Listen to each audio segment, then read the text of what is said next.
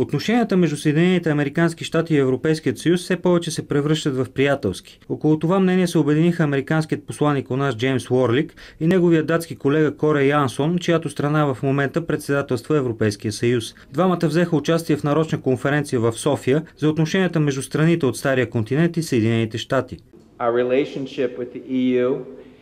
Нашите отношения с Европейския съюз са много големи и в широчина и в дълбочина по невероятен брой въпроси. Работейки заедно с Европейския съюз, можем да постигнем повече, отколкото по-отделно. Това е и ядрото, сърцевината на нашето сътрудничество.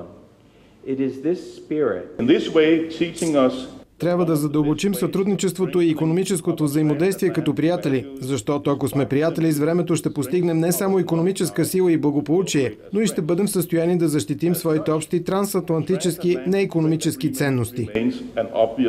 Според двамата дипломати, правителствата от двете страни на океана трябва заедно да се изправят срещу глобалните предизвикателства в началото на 21 век. Като пример бе посочена тежката ситуация в Сирия.